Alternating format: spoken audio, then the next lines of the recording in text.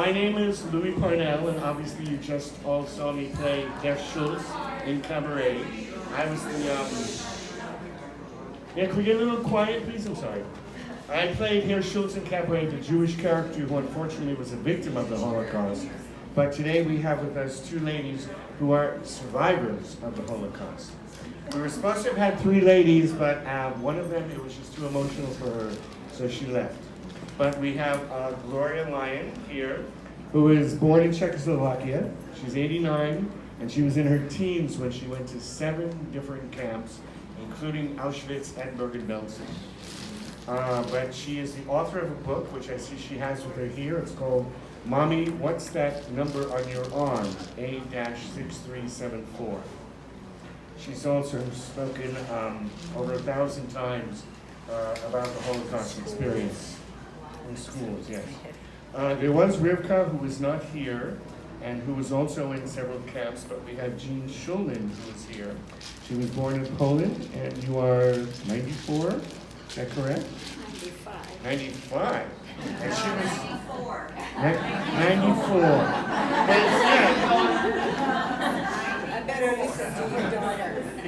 She was also in multiple camps and ghettos, also Auschwitz and Bergen-Belsen, and the lady who left Rivka, apparently they met each other in the camp. Correct? Yes.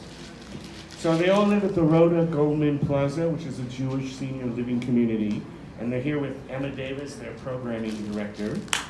Yes, she is. So I prepared a few questions that we're going to ask, and the ladies will answer them, and then after, I mean, it depends on how long we go, because it's probably not going to be more than 15, 20 minutes, but then it'll be open to any questions that you may have for the survivors. So the first question I have is, what were your feeling and emotions after watching the show, especially after the end? I am shaking inside. That always happens. But I'm determined to get through it and get it out of my system. And in the process, let everybody know what happened. Because at my age, I'm among the last of the survivors. I'm among the youngest of survivors. Let's just hold Oh, I'm hold sorry. it closer to the mic. Okay, I'm sorry if you didn't hear me. I'll be doing better. I would like very much to name the concentration camps that I've been in. And before I start, I just want to add that after my husband died, I moved into a system where we can get some help because survivors don't really have families. And so I met this wonderful lady. I'm so excited about it. She's like a sister. And it turned out that she and I were in the first 2 concentration camps. It's really incredible. I mean, there were not less than 100,000 people in any one of the camps the Auschwitz camps. So we met here at this age. So I just wanted you to know. But the camps I went through were Auschwitz-Birkenau, Bergen-Belsen, Braunschweig, Hanover, Hamburg, Bindorf, a very important camp, Ravensbrück. After that, I was taken by the Swedish Red Cross 5 days before the war ended to Sweden. I was rescued, and I don't think I could have lived long enough to see freedom come if they hadn't done that. So I'm very grateful to the good Swedes. And we were saved by Count von Bernadotte, who went to plead with Heinrich Himmler for the release of the Scandinavian prisoners of war. And at first he didn't want to release them. Finally, Aunt Bernadette said, do yourself some good and let those people go, because in a matter of a few days, the war is going to end and the Allies are going to string you up. Those were his words. I didn't know this for years after finally I read the official papers. So just wanted you to know, because it's a very important part of my history, really. And of course, I was the youngest in level, where they placed us in schools, in a high school, because Sweden, you know, is not a country where a lot of visitors come, so they have a limited number of hotels, especially at that time. So what to do, they emptied all the schools, and they took in mattresses and put them on the floors and covered them with sheets and so on, and blankets, and we were received royally. Many years later, when I returned, they couldn't get over it that we had to sleep on the floor. It just, people have a hard time to see the relativity of things, you know, especially this one. Okay, it's your floor. No, it's okay. Jean, did you have anything you wanted to add? Give Jean the microphone. My story is practically the same as Gloria's. In different way, different times. But we both survived. And we're in the same place. Happy. Thank you. Again, with regards to well, Gloria, I have a question for you, because you said that when you were talking the other night to Nina, you said that people had to do various things to survive in the camp. What was your experience? Well, in addition to what we had to do, we had to do something that will benefit our health. You never knew whether you were going to see the sun set or the sun rise the next morning, and just in what shape are you going to get back from work. It could be for any number of reasons. If that job would have lasted only 8 hours, that would have been one thing. But not having eaten very much, and for a child who is still growing, I was 14 years old, it was just incredible to have to survive on that sort of thing. The book covers lots of pictures that we took in Sweden and on the way, so including Count Bernadette. I had them all released so that I could use it there, because it's real history. Yeah. Mm-hmm. Another thing was that in the play, a lot of the characters, especially Cliff, tries to urge my character to emigrate and leave to America. Did you have were any of your friends or family, did they try to get you to leave, or did you try to leave? Very good question. I was separated from my mom and my sister in Auschwitz-Birkenau. And then I was taken, I don't know, the real story would take a long time, but I was actually selected for the gas chamber at one point. Well, what would my mom do? I kept wondering, what would my sister do? And so the Hungarian guard who was in charge of of this military truck we were on, he saw me there as he was closing that canvas drapes, and he said to me in Hungarian, "Te is, you too?" And I just nodded, recognizing my fate. So after he saw me there, he told all of us, "Those of you who want to jump off on the way, do it, but if you are found, you are not to give me away, for I may be able to save other lives yet," he said. "But if you do give me away, both you and I will be killed."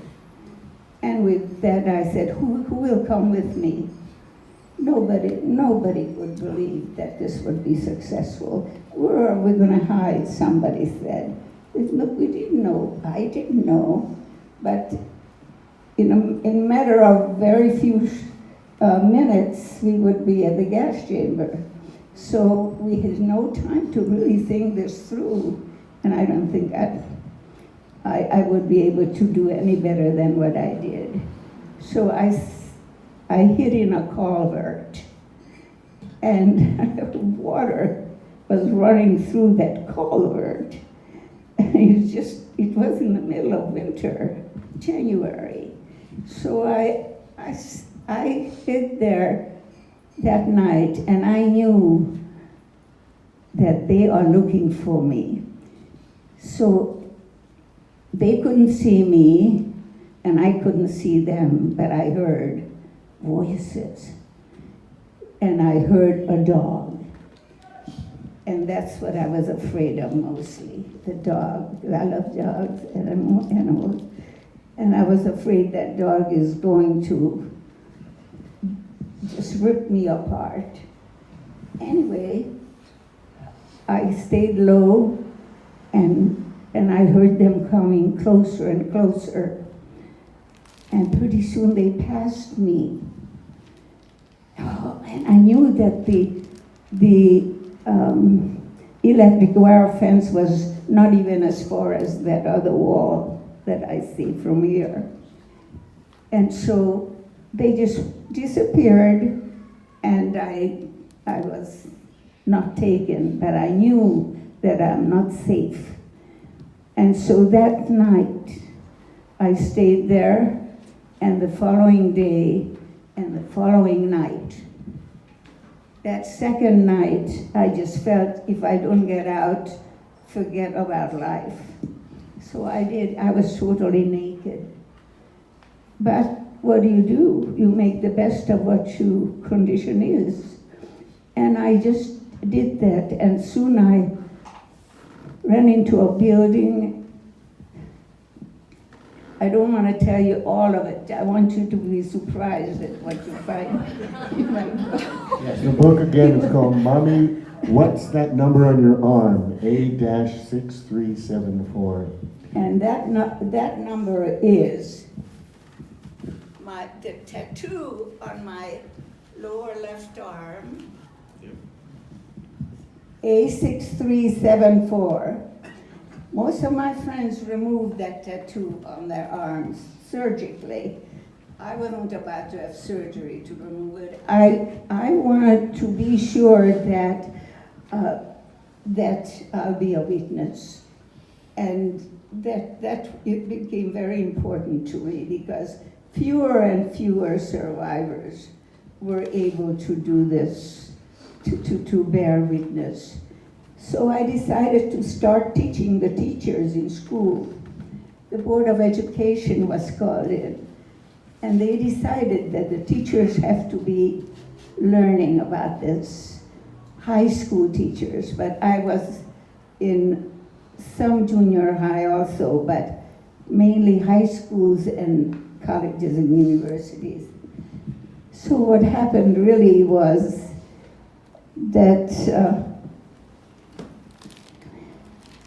I helped train the teachers in California. I was called into the neighboring states, Arizona, Nevada, and Port Oregon, and the state of Washington. And Germany called me back to speak to their students. I spoke at the universities and outside times, and they called me back several times. They liked my approach. I don't hate as the one determining factor for my sanity, I think. I decided whatever it takes, this cannot be, we cannot all just be hating. War is over. Let's just draw a line somewhere. I felt kids who are born now, why should we hold them responsible for it? Already this eliminated quite a few people. And I told the teachers, everybody was accepted. to everybody this was acceptable in the schools. And I became very popular, and I still speak in schools. And when the Pope was here, Pope John Paul, my picture was with him on the front page of the Catholic newspaper. And I'm very proud of that, of course. Jean, do you have a story that you'd like to share with us? Give her. Our stories are very similar. Our stories, Gloria's and mine, are very similar. We attended some of the same camp, like Auschwitz and Birkenau and Bergen-Belsen, but thank God we survived and we are able to tell our story. Thank you. You should tell them about your husband. You met him there. You met your husband there. Well, Look at all the husbands-to-be and all the husbands out there. They This love to is be your here. father? Tell us your No, story. where's Dawn? That's your father? Yeah. Well, we have another question is, today, knowing that you were in the audience was very emotional for us to do the show. What did you take away from the show with regards to, a lesson to be learned or taught? What did you feel from the show? It would have helped for me if I spoke better German. I was just a student of German, but that's right. That was my second language in Czechoslovakia. And they took me away, and that was the end of my German. But from time to time, I kept up with it, but it's not the same. However, I did feel all the way through the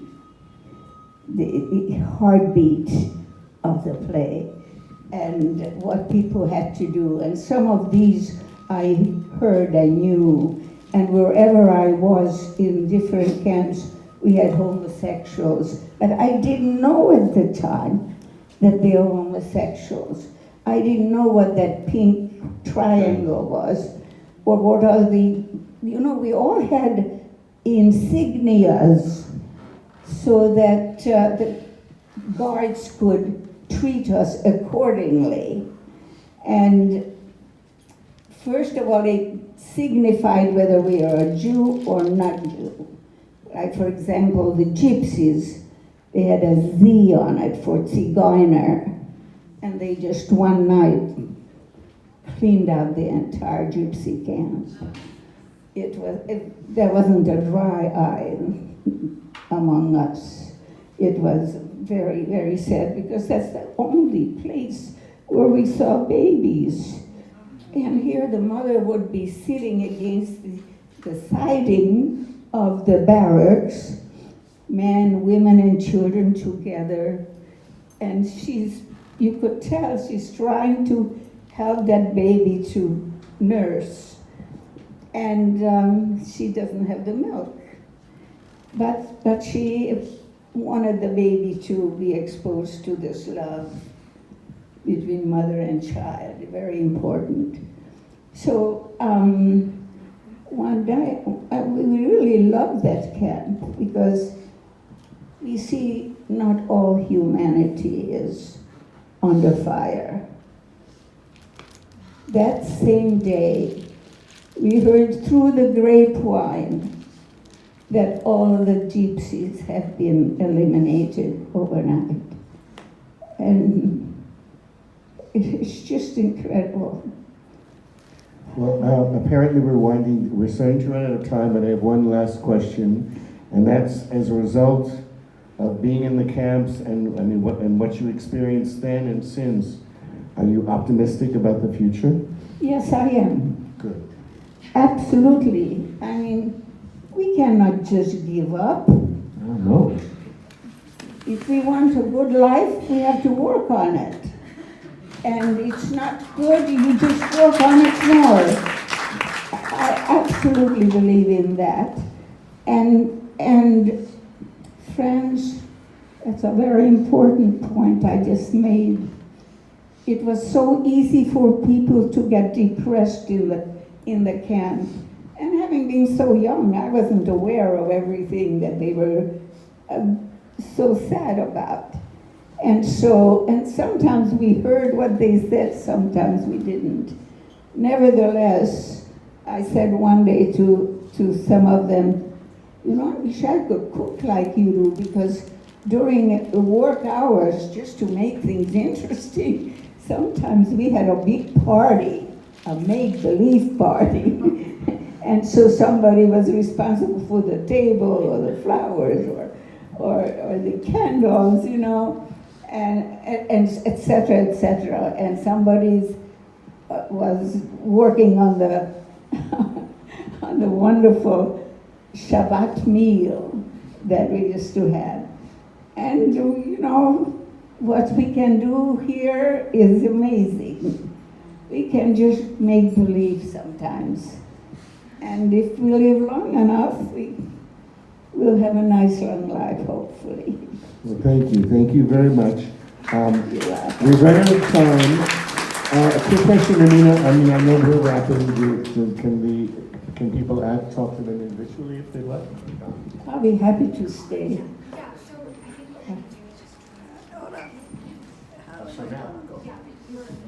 Oh, okay. All right, so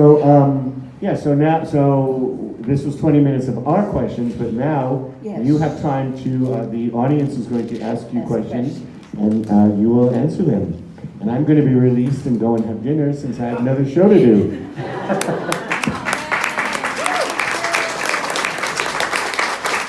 We're just going to take a couple moments to let people who need to leave and just recirculate a little bit. I really appreciate your questions.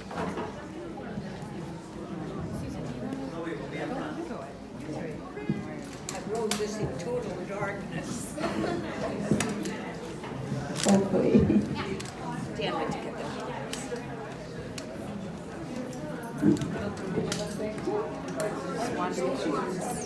Sure. Thank you very much. Thank you.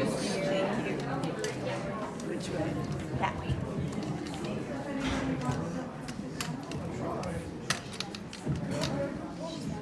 Yes, I think it looks like it. Gloria can tell her story. Yes, I will try, but All right, so we're going to come back with the Q&A portion of this talk back. Does anybody have a question they'd like to start out with? Yeah, so now there's, people are comparing what's going on at our border, with the camps at our border, with concentration camps. And there are some Jewish groups that are saying it's not the same and you shouldn't compare it. And admittedly, they're not extermination camps or anything like that, but I didn't start off in Germany with extermination camps. How do you feel about what people are saying about what's going on at our border now? well, I quickly recognize a question whether it's authentic or not. There are, of course, many things that I have not been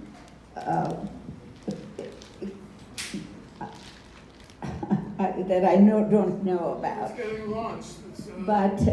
But I do want to hear from you, and if I have the answer, I will be happy to tell you. Yeah. Yes, there are a lot of misunderstandings about the Holocaust. Most of it has to do with the gas chambers and crematoriums. I worked right next to gas chamber and crematorium number 4. And I don't know how you expect to hear me back there. They can hear you. They can? Yeah, we've got a big speaker. I think that's good. Yeah, she.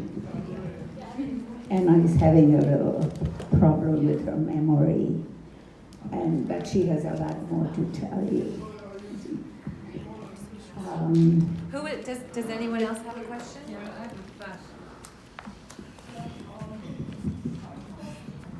Just a very fast personal question for you. How did your mother and sister do? in my immediate family, we had a phenomenally amazing survival rate. I don't know another family in which such survival rate exists. My dad saw my mom again. That's unheard of. My dad was liberated by the Americans, and then he was immediately treated in a hospital after they went through everybody because they were down below in the mines, and most of them were affected by their lungs. And my brother, one of my brothers, I had 4 older brothers, and this brother had stayed with my father all the way to the end. And that really made a big difference for both of them.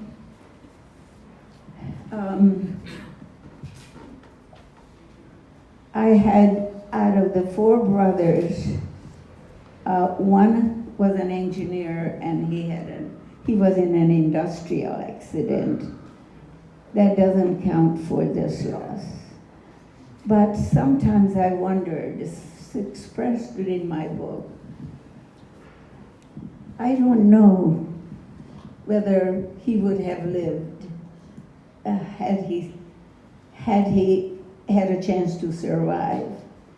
So that was Joseph. And then the second brother went through some terrible things. He was taken to Budapest, Hungary, and there they worked on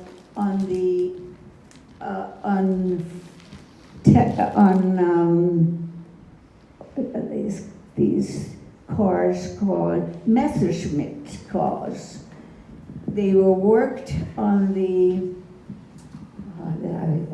forget this thing.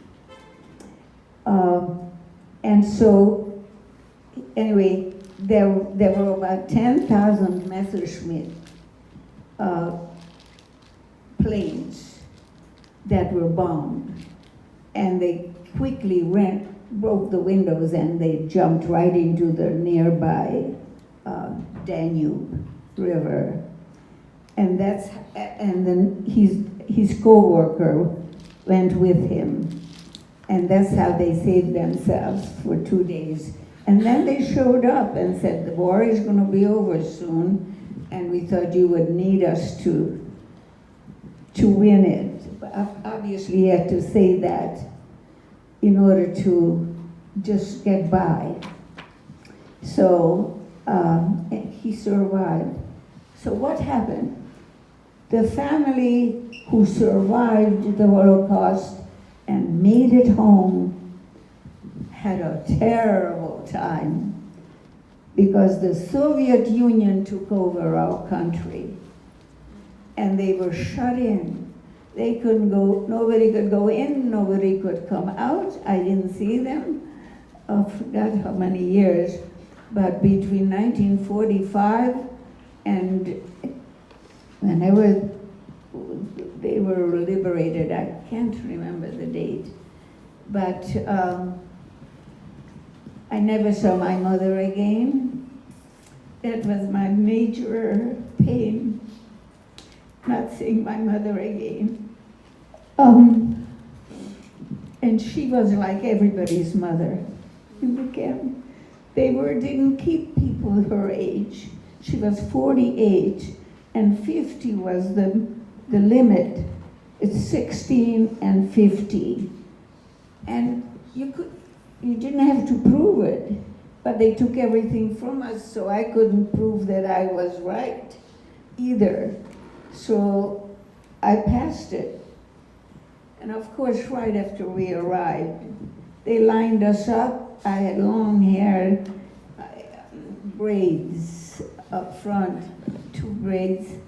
And I didn't know what they were going to do. They just took 2 clippers and not clippers, scissors, and they just cut it, and they dumped it on a big pile of hair, and I started crying. You know, at 14, your hair is very important to you. And it certainly was for me. So what they were doing, finally, they were shaving my head. They shaved my head. And I thought, oh my God, I'm gonna look like a boy all my life. Those were the thoughts, but it grew. There's no problem, but we had to sometimes shed tears for things that's unexplainable at that age. And nobody was there to set me straight. So, I am ready for the next question. Hi, thank you so much for sharing your story, and I'll definitely be reading your book. My stepson and I visited Auschwitz-Birkenau, and it was very impactful, so much so we couldn't even talk about it for months afterwards. Can I assume that you've never visited, even in your travels to Germany? Oh, yes, I visited. What was that With like? my husband. Did you? That's good for you. What was that like? Well, you know, because I was always horrified thinking about those electric wire fences that we had to cross both ways each day. And so one day I just decided I want to go back, and I couldn't go back just any time. I wanted to, because the Russians were there. They were in Poland and there, and they were doing lots of mischief everywhere and eliminating anything that's visible proof. They did one good thing, I must say. They took all the office, everything that was in the office that the Germans left behind. And they took it and they put it in a safe place. And now it's together with all the others from the nations of the world who helped liberate these things. So I have to give credit where credit is due. Yeah.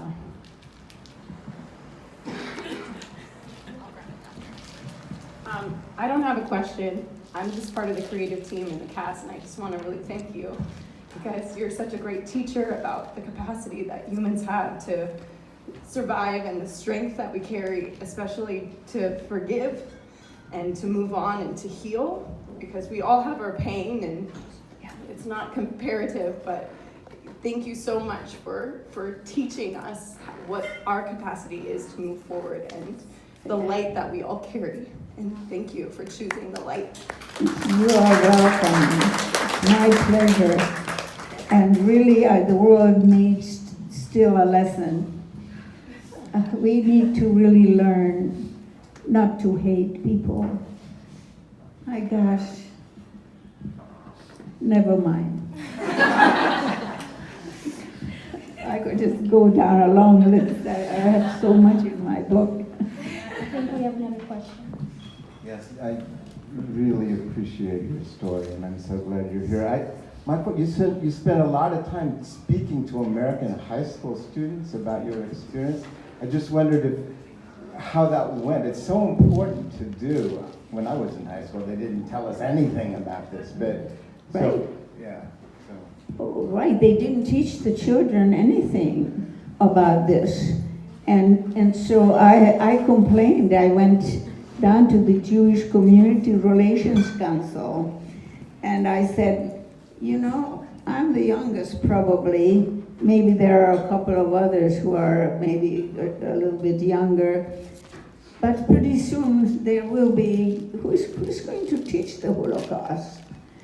Well, a very good man came forward, and that's Steven Spielberg. He collected the Holocaust survivors' oral histories, and he had them recorded in their homes, in our homes, and then it became theirs, and he hired all the help, trained them the way he wanted them to be trained, and what not to cut out, what to cut out, and so on. It was absolutely brilliant. And next time you are down south, USC, University of Southern California, holds all these oral histories. Mine is among them, of course.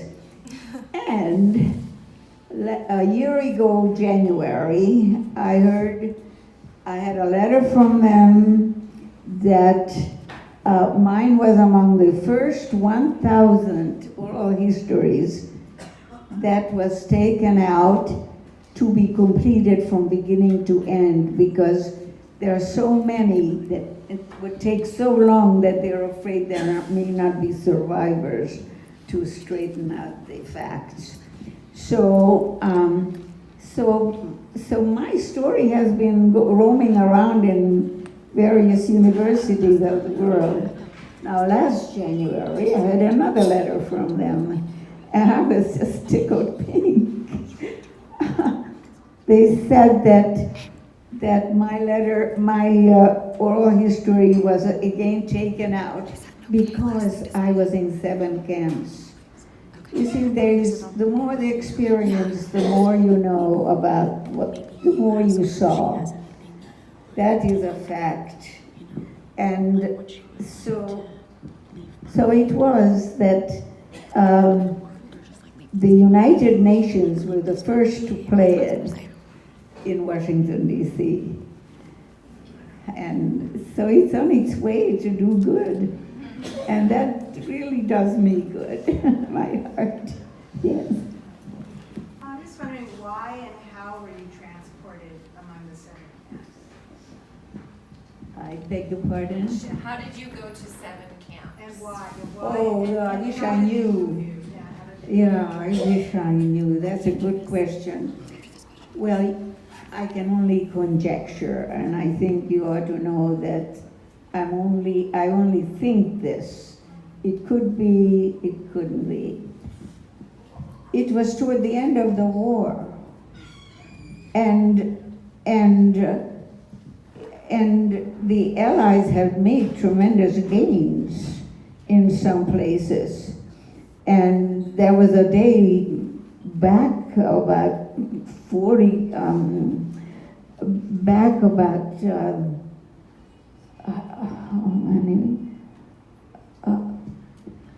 more than a half a year, when already Germany expected that they're going to lose the war. Hitler did, expected it. But you probably know much more about all the many victories of the Allies. My husband was also an American soldier during World War II for 3 years. And he operated the radios so that, and he notified the troops behind, don't go in this direction, don't go in such and such direction, because they are planning to retribute with it. So there's been a lot of things. I decided to join a museum. It's a new World War II museum, folks, in New Orleans. Yes, a new one, and I just felt I wanted to be a trustee on that. So I will get all the important information of the Allies, because it makes me feel good to hear such news, even so many years later. Yeah. But folks, remember, we helped the Germans build up its country. Yes, we knocked them down pretty well, but that's what it took to lose the war. But look, if you start fighting, you gotta fight back. And try to win it. We came up with the Marshall Plan, and we helped build up Germany. There were a lot of people who didn't feel that this was the right thing to do. People had losses in the military, but they really, really made some very good steps to do this. We felt, I think the thinking was that it would perhaps be a longer peace period for Germany to help them out, build up certain industries that Germany needed the jobs, and et cetera, et cetera. I couldn't give you the details, but maybe someday I'll research it. So, Gloria, I know we're almost at our time limit. Do you have one last message you would like to leave the people here with? One last message. Yeah. You bet. You know, folks, you will learn a lot in this book. I close my talks in schools with the prayer. I think I like to call that a prayer.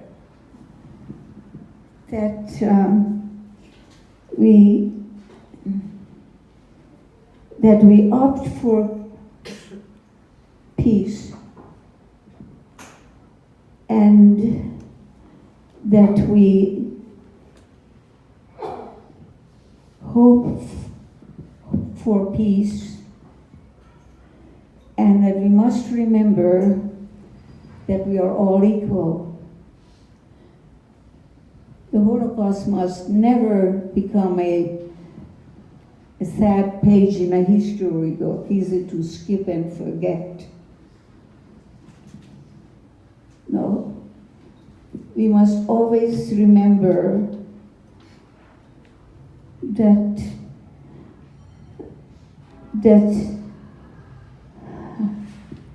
I must be tired or something.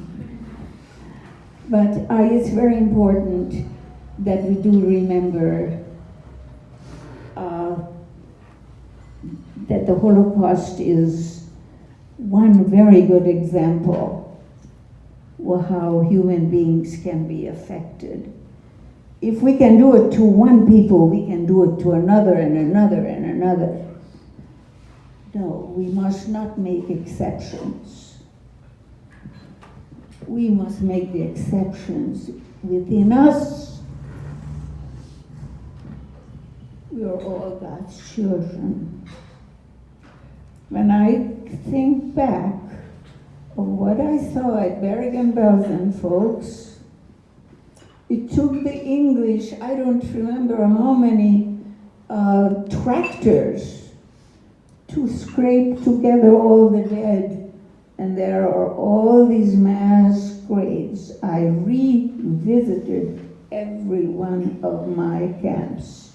There's only one that I didn't find the way I expected, and that's because it's right by the seashore, in a strange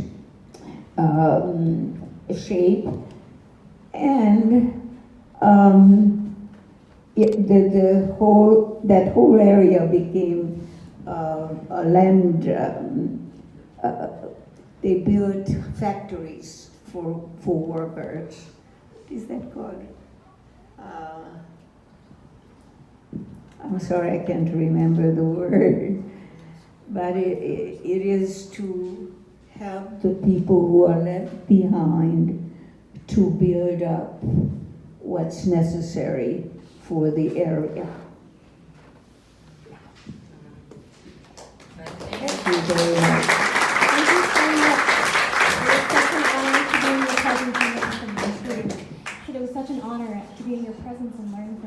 truly, truly. So thank you. Thank you. And thank you everybody for staying.